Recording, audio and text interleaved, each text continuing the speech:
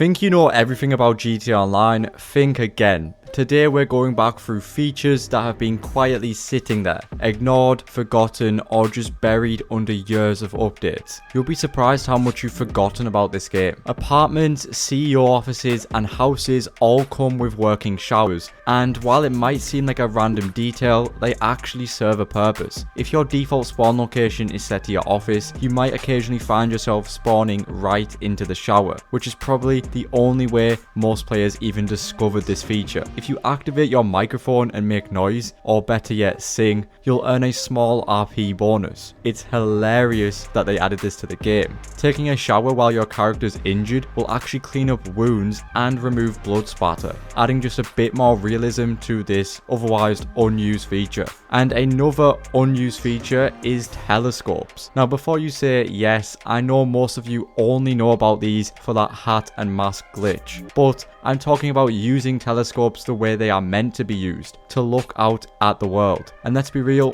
who actually does that? If I was to look out at a telescope, I'd want a sleek, high-tech design. Instead, we get this crusty peephole that could barely spot anything 5 feet ahead of you. So yeah, no one uses telescopes, and now you know why. Something else no one ever uses are the amusement rides. Let's be honest, everyone tries the Ferris wheel or roller coaster at least once, maybe twice, and then never again. It's one of those features that Rockstar added to make the world feel more alive, but in practice, you ride it once and never touch it again. Unless of course you decide to scream into your microphone like a maniac, because for some reason, Rockstar rewards that with bonus RP. They have a habit of doing that for some reason. Still, it's no surprise that these rides are among GTA's most forgotten features. Cool idea, definitely. Fun to do regularly, not even close. You know what's one of the most underrated and definitely forgotten features in GTA Online? Joint celebrations. I'm not even kidding, I didn't even know this was a thing. It's one of those rare celebrations during co-op modes where you need a partner to win. And if you do come out on top together, the game actually rewards you with a unique celebration. I'll throw a few examples on screen so you can see what I'm talking about. They're fun, they're cool, and they're just begging to be in free mode. Like, imagine walking up to your crew after a successful heist and hitting one of these bro hugs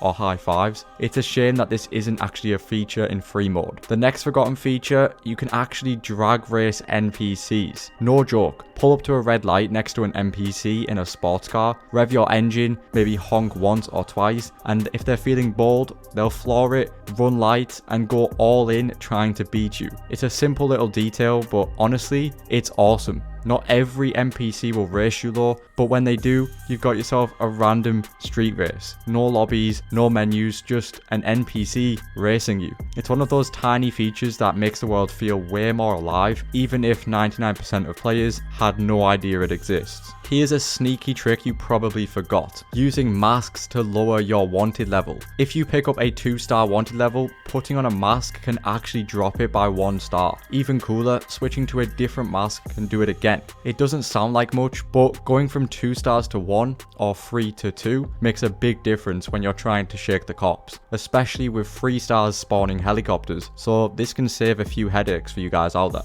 It's a simple mechanic but super helpful, and definitely one of the game's more overlooked tricks. Another forgotten feature is motorcycle club work and challenges. Club work sounds cool, but let's be honest, you've probably never used it or heard of it until now. Most people are focused on biker businesses or clubhouse contracts, not this stuff. Then there are the club challenges, which require other MCs to compete against you. But let's face it, getting random clubs to coordinate in a public session, yeah, that's not happening. Rockstar made it way too complicated, so this feature just never caught on. Next we have spectating other players. Yes, that is a thing. You can literally spy on other players, but to do this, you have to allow other players to spectate you as well. And honestly, who's gonna use this? Rockstar never really finalized it, which might explain why it's so forgotten. Who wants to spectate when you're already in the game playing? It's an odd feature with no real purpose, and that's probably why it's one of the most unused in GTA Online. Next, let's talk about the highlight player feature.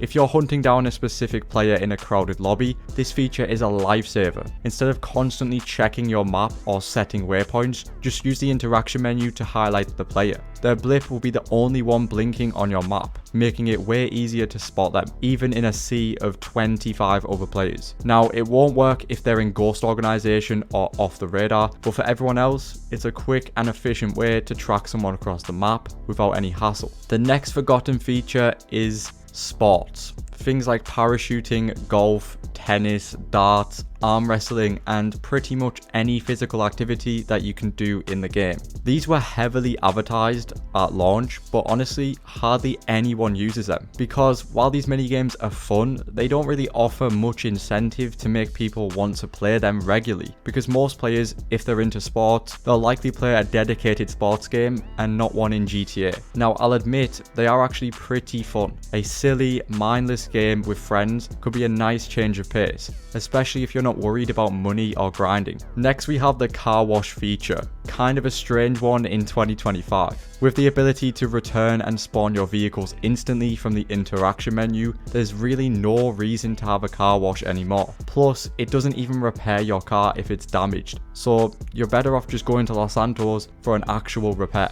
So yeah, while the car wash does add a little realism to the game, it's a feature that most of you probably have forgotten about, or just never use. Next, we have watching movies in GTA Online, something most players probably have never done. Rockstar put a lot of effort into creating these funny, dry humoured films, and it's kind of a shame that not many people have checked them out. But let's be honest, who goes to GTA Online to watch movies? It's not like you're gaining anything from it, just a few minutes of entertainment really. It's a neat little feature that Rockstar threw in, but it's definitely one of the most forgotten and underused parts of the game. Next up is Simeon car missions. Remember those? Well, you probably do because he won't stop spamming you with messages. But Simeon's requests have pretty much become irrelevant in this game. The only time I ever notice he wants a car is when I accidentally steal one that he's looking for, which gives me a 2-star wanted level. I don't go out of my way to actually deliver his cars for a measly 8 grand. It's just a pointless, inefficient feature that nobody uses anymore. I just wish he'd stop messaging me about it. Next up are ATMs. ATMs are actually useful because you can withdraw all your money at once, unlike on your phone where you're limited to just $1 million